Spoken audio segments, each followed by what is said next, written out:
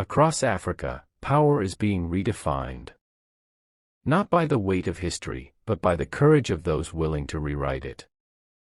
And in this moment, two men stand as symbols of that redefinition. President Ibrahim Traoré, the revolutionary voice of the Sahel. And Aliko Dangote, Africa's industrial juggernaut, billionaire, and builder. When words passed between them, not in hostility, but in truth, the entire continent stopped to listen. Today, we explore their dialogue, their history, and the seismic shift it represents. Because this isn't just politics. This is the African legacy. The setting was the 2025 African Economic Renaissance Summit in Addis Ababa. Leaders from across the continent gathered, presidents, diplomats, tech pioneers, and the architects of Africa's next chapter. It was there that Aliko Dangote, speaking not as a mogul, but as a concerned African, addressed a growing debate.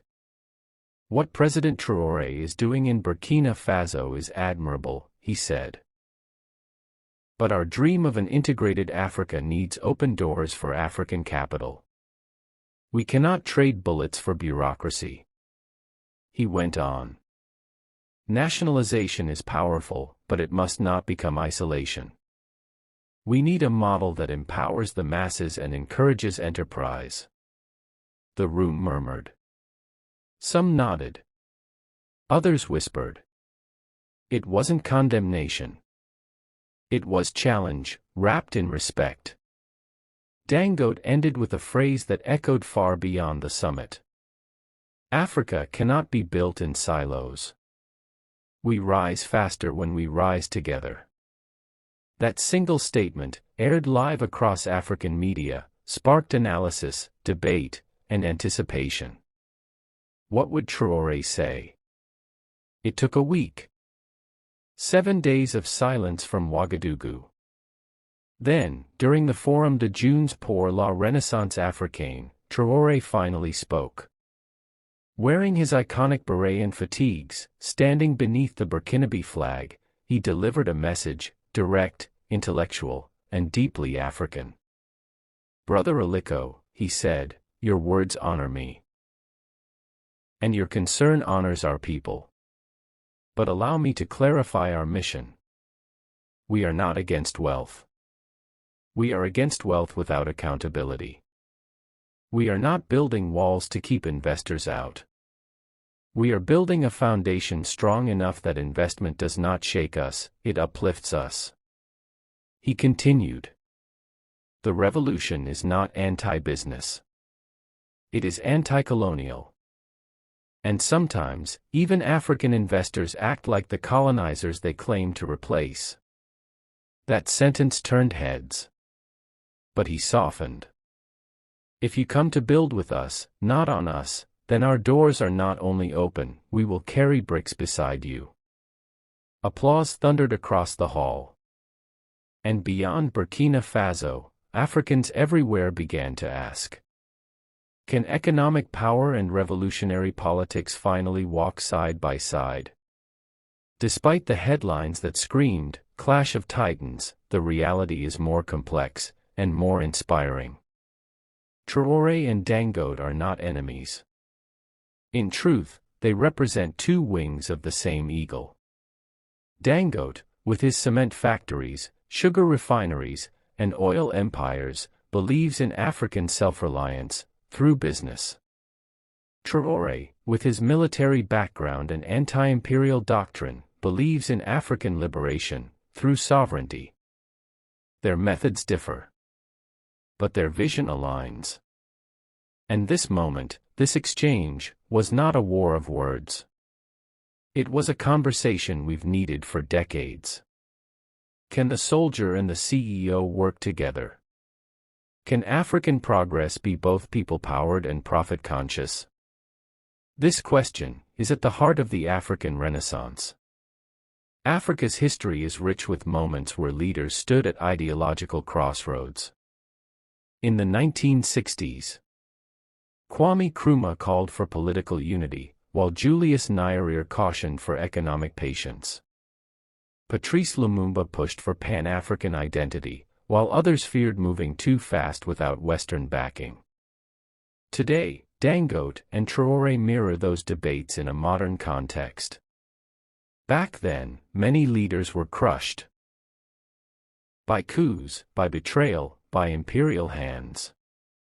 But today, Africa is wiser, more connected, more assertive. This dialogue between Dangote and Traoré shows just how far we've come. We no longer shout across oceans. We speak across conference tables. We no longer wait for the West to mediate. We debate among ourselves, proudly, openly. This, too, is part of the legacy. After Traoré's remarks, responses came swiftly.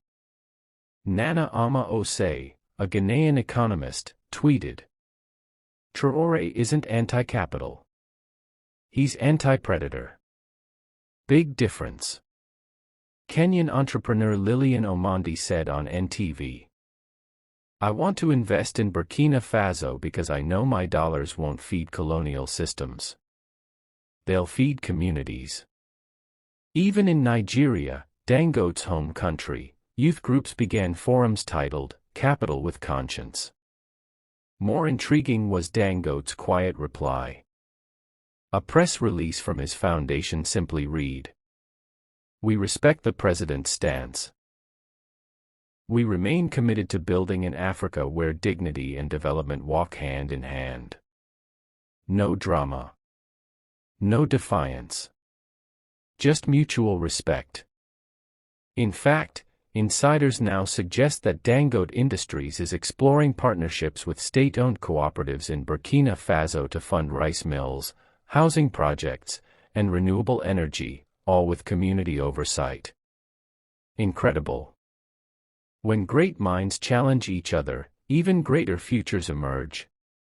So, what does this mean for Africans in the diaspora, for entrepreneurs in Kigali, for schoolchildren in N'Djamena? It means revolution doesn't have to reject wealth, it can redirect it. Capital doesn't have to control communities, it can empower them. Disagreement doesn't signal division, it signals growth. And perhaps most importantly, Africa's progress no longer depends on outside validation. When leaders like Ibrahim Traoré and investors like Aliko Dangote converse, critique, and ultimately co-create, we see a new model being born. One where Africa doesn't mimic the West. It carves its own path.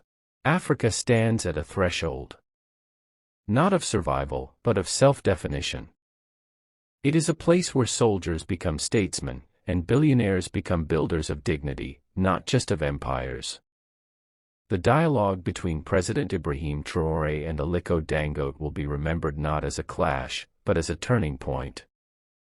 Because this wasn't about one country. It wasn't about one company. It was about a continent that is finally ready to speak with one voice.